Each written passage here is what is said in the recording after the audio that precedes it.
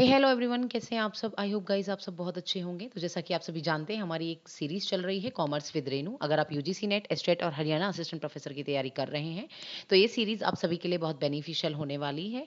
इस सीरीज के अंदर हम जो है वो ब्रांड की टर्मिनोलॉजी मैं करा चुकी हूँ और जो ब्रांड इक्विटी का एक मॉडल भी मैं करा चुकी हूँ। आज हम ब्रांड इक्विटी के दूसरे मॉडल की बात करेंगे, that is Keller's customer based brand equity model. ठीक है, तो स्टार्ट करते हैं विदाउट एनी डिले। आज का टॉपिक क्या है कि केलर्स का ब्रांड इक्विटी मॉडल क्या कहता है। देखिए, सबसे पहले कि ये दिया किसने था। ये आपको दिया है किसने?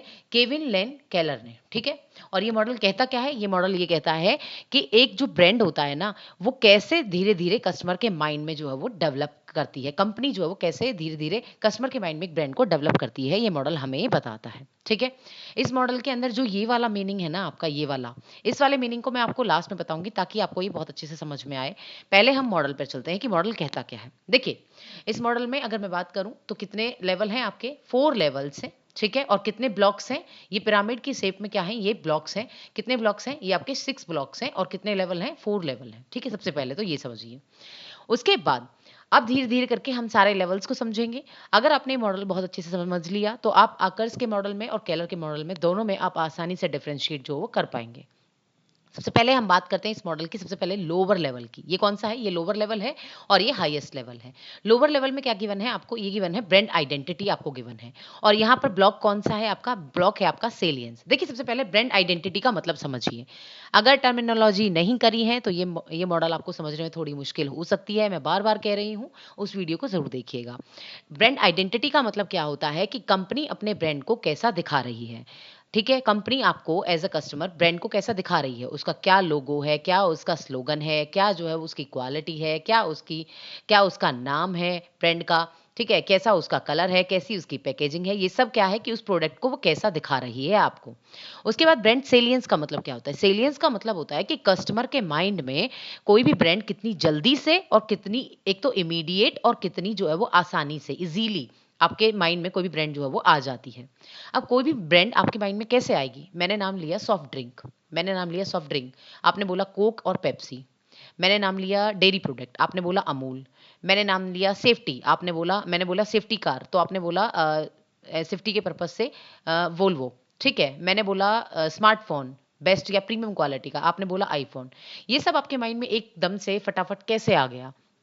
ये आपके माइंड में तभी आया होगा जब आपको ब्रांड के बारे में क्या है? अवेयरनेस है। आप ब्रांड के बारे में क्या करते हैं? आप ब्रांड को पहचानते हैं।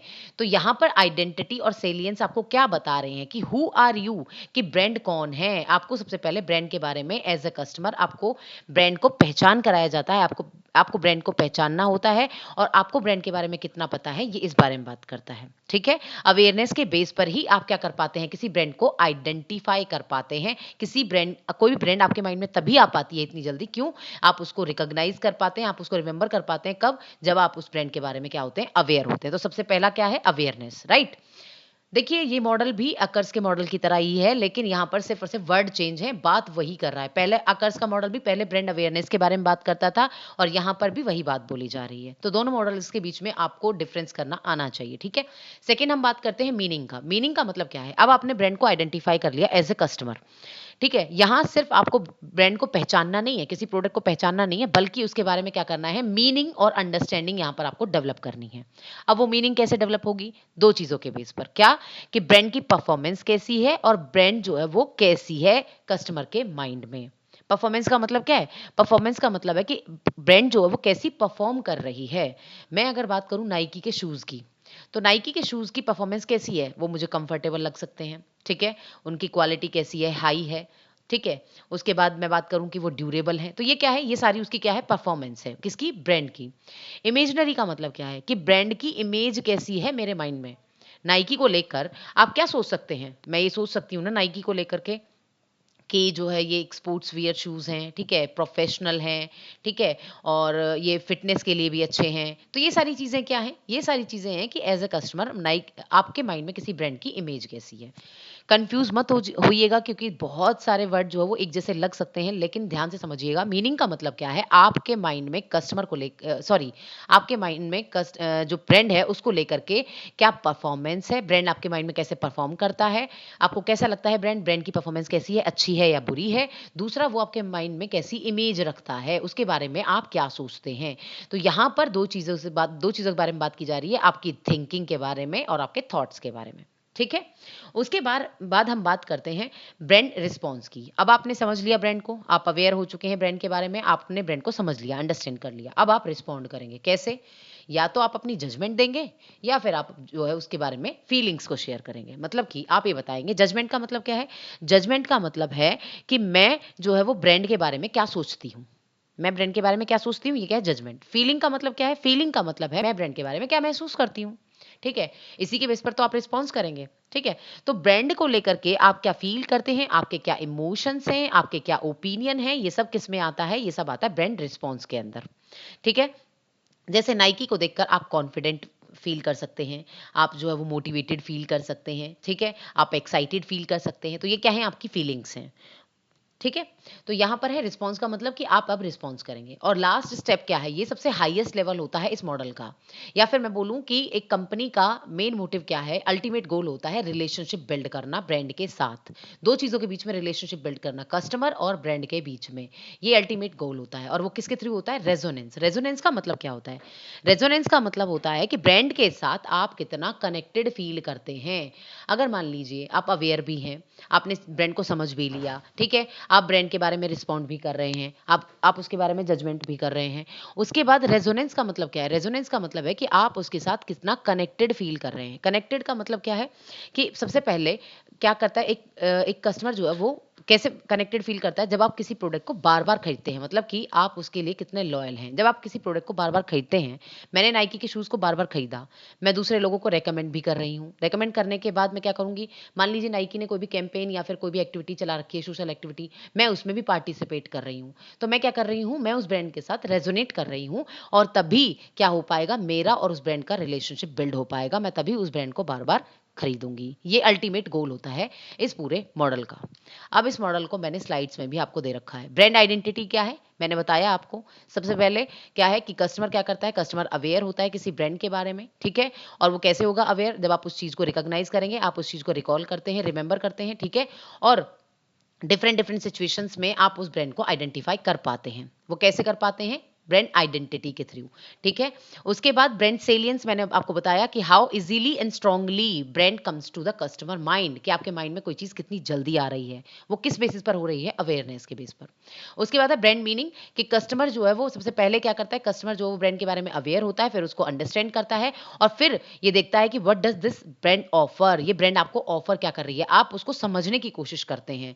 ठीक है। और वो किस बेसिस पर? कि वो ब्रांड आपको, ब्रांड की परफॉर्मेंस क्या है, उसकी क्वालिटी क्या है, उसके प्राइसेस क्या हैं। ठीक है। वो आपको कितना कंफर्टेबल फील करा रही है, वो कितनी ड्यूरेबल है, ये सारी चीजें। और इमेजनरी का मतलब क्या है? एज ए कस्टमर आप उसके लिए क्या इमेज रखते हैं, वो आपको कैसा लगता है? वो आपको प्रोफेशनल लगता है, वो आपको फिटनेस के बेस पर लगता है, वो आपको आपके लाइफस्टाइल को बेटर बनाता है।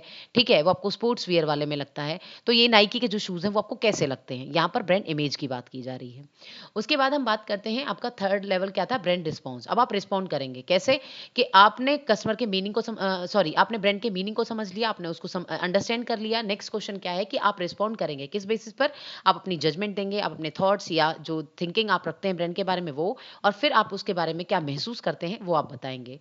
फिर एज ए कस्टमर आप ब्रांड के साथ एक रिलेशनशिप बिल्ड करेंगे। आपका अल्टीमेट गोल है, और ये हाईएस्ट लेवल है केलर्स के पिरामिड का। ये क्वेश्चन आ सकता है, और आई होप ये आया भी हो, आई थिंक शायद ये आया भी हो। और ब्रांड रेजोनेंस का मतलब क्या है? कि आप किसी ब्रांड के साथ कितना साइकोलॉजिकल जो आपका कनेक्शन है वो कितना है, आप उसके साथ कितना रिलेशनशिप जो है वो बिल्ड कर पा रहे हैं। ये क्या है? आपका ब्रांड रेजोनेंस कहलाता है। उसके बाद हम बात करते हैं आकर्स के और केलर के दोनों के मॉडल की, दोनों के बीच में एक डिफरेंस की। देखिए ये किसने दिया? डेविड एकर ने दिया। ये किसने दिया? केविन लेन केलर ने दिया। इसका मेन फोकस किस पर था? ब्रांड इक्विटी के कंपोनेंट। मैंने आपको बताया ये मॉडल आपको क्या बताता है?